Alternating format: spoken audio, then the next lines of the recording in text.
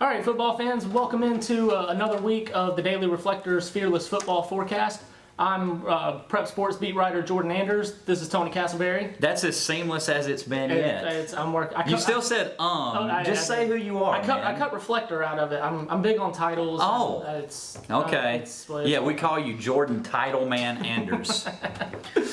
Well, by any name, we're here this week to break down 6 games involving Pitt County football teams this weekend.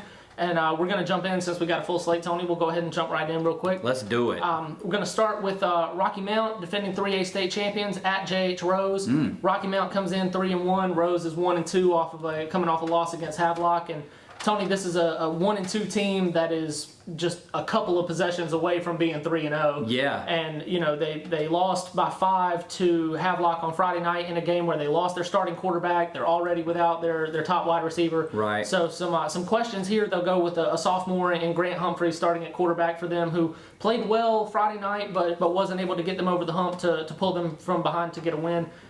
This feels like a big game for Rose because you got this one game that could drop you to 1-3, and then you got Conley coming in next week for the start of conference play. Man. So there's a lot of pressure on Rose here, and I think I'm going to take Rocky Mount just because there's some questions around Grant Humphreys and the quarterback position, what kind of offense they're going to get, and Rocky Mount's playing really well. Yeah. And Dave will take he likes it when I pick against the Rampant, so I'm going to do that again. It worked out last week, and I'll do it again this week. Well, it didn't work out for me. I picked them.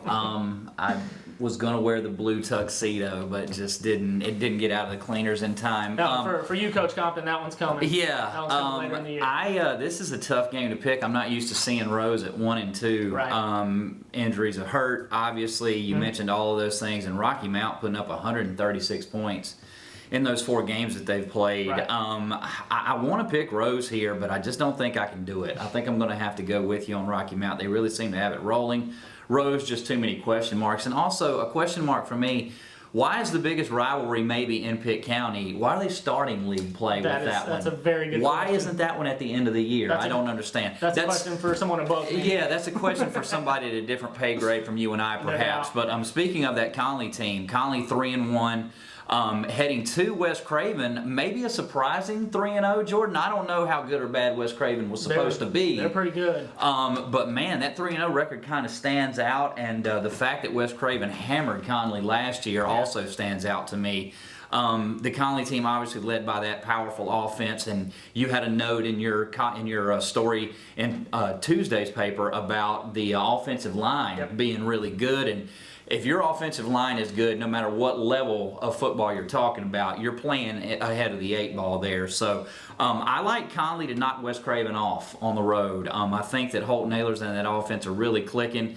Defense maybe even seems like it's starting to round into form a little bit better, which I'm sure will please Coach Nate Connor. Right. I think Conley gets a road win. I do too. I think West Craven they came in and handled Conley last year, but the Vikings, it seems like offensively they're playing so well, which kind of stood out. But and looking at the numbers, like I mentioned in that story on Tuesday, they're kind of right on par with where they were last year. It just kind of flew under the radar a little, I think, last year. But this year, with the changes they had to make with the offensive line, it's been really impressive. And I think Conley goes down there and gets a win as well.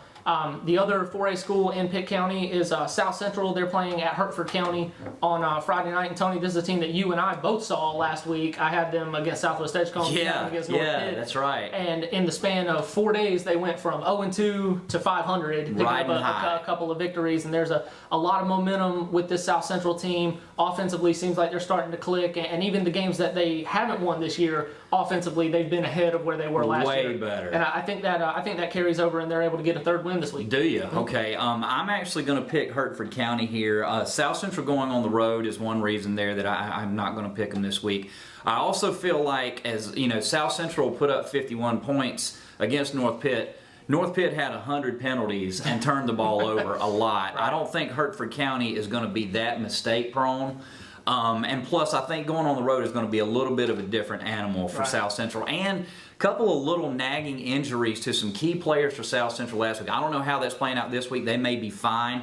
I wouldn't be surprised if South Central went to 3-2, but I'm going to pick Hertford County at home. Okay, cool. Pamlico County, though, 0-4, going to Ayden-Grifton. Ayden-Grifton is a team, does this every year, maybe gets off to a little bit of a slow start, and then the next thing you know, they're rolling right into league play. Seems like that's the MO for this team once again this year. And I like Aiden Grifton with what they're doing with Brandon Hardy and that offense, and the way that the Cornwell teams, the players might change, but the scheme really doesn't. They're going to line up and they're going to go right at you on the offensive and defensive lines. I like what Aiden Grifton does there, and I think that they're going to move above 500 and keep Pamlico winless. I think all you need to know here is 4 games for Pamlico County. They've given up 208 points. Oof. That's a rough average. And against an Aiden Grifton team that has been piling up points, I think it's Chargers all the way right This here. might be the easiest pick of the week. Yeah, no doubt. Moving from there to a team that Aiden Grifton beat last week in North Pitt, hosting Pasquotank. This is a 3-0 Pasquotank team that only beat North Pitt by a single point last year. But that 3-0 start with North Pitt being 0-3, you've got to figure makes Pasquotank the favorites here. But I'm actually going to I think North Pitt, like you mentioned, the penalties and the turnovers have killed them. They couldn't get out of their own way. Exactly, and I think when they have been able to do that, and specifically the game that they played against Aiden Grifton that I saw.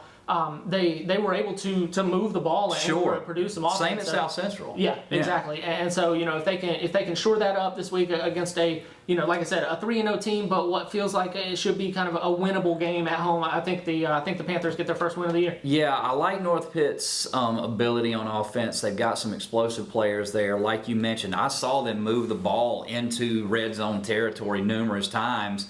And then a penalty, or 3, or 4, and then followed by a turnover. And the next thing you know, South Central's just taking all the momentum back. Right. And it's a 51-16 game there at one point. Right. The question marks are still too many for me to pick North Pitt here. I think Pasquotank is going to remain undefeated, but North Pitt's right there. If they can get some of those kind of what coaches would call dumb mistakes out of the way, stop jumping off sides on 1st and 10. Yeah. Don't turn the ball over. I know those things sound simple, but if they can shore up some of those things, I certainly think that they can salvage something out of this 0-3 start and kind of turn things around. I just don't think they're going to do it this week. I think Pasquotank's going to remain undefeated. Last game of the week, this is a good one here. I like this matchup. Green Central at Farmville Central, 2 teams with 3-1 records. Farmville Central kind of really dropped off after a pretty hot start. Yeah. That lopsided loss to Aiden Grifton kind of stood out to me. I think that I may have picked Aiden Grifton there. I think maybe you did too. But I don't think that we expected it to be 41-13. Right. I know that I didn't. So that was a little bit surprising to me. It seems like every year Farmville Central gets hit with the injury bug. It happened again this year. I don't know where they stand on all of those injuries. But like Farmville Central at home, I think that Coach Gardner has enough bodies there and enough people, even if they are still dealing with some injuries, to eke out a close one. But I do think it'll be close. I think Farmville Central will win. I do think, you mentioned 41-13 to Aiden Grifton. I think, like we just talked about with the Chargers, I think is maybe more a look of how good Aiden Grifton is as opposed to the problems with Farmville Central. But they're like you mentioned, there are some issues with some injuries. They were able to get some bodies back in the running game for Friday, and hopefully that'll continue for this week. But this Green Central team being 3-1, they've played really well. I mean, obviously we know how good they were last year. Yeah. They've carried over. They stumbled a little bit against Beddingfield, but they're coming off a win over Eastern Wayne that was fairly lopsided. So I'm gonna go with Green Central here. I think they go in and put Farmville Central. You go from 3-0 and kind of flying high to in a short span of time going to 3-2 and kind of having some questions. So, I was about to say the same thing. You got some question marks popping up there, but I'm still sticking with my pick. You're not swaying me. Well, I will. I'm going with Green Central then here. Man, did we differed on 1, 2. That is 3. That is pretty. 3. You picked South Central and I picked Hertford County, so 3 picks. Wow. See, we're not lemmings. We don't just follow each other off the cliff. We even wore different shirts today. I know. You busted out the button down. That's impressive. I know. It's I'm classy. A little fancier than I am. I'm classy and stylish. And if Rose wins this week, I am going to wear a blue tuxedo. The tuxedo. I need somebody to buy it for me, but I'll wear it. That's no problem. Then we will. Well, you'll just have to check out next week's show and see if that does come to. For no other reason. Yeah, exactly. and we'll pick football games. But you can check out the results and stories from all of these games in Saturday's Reflector and at reflector.com.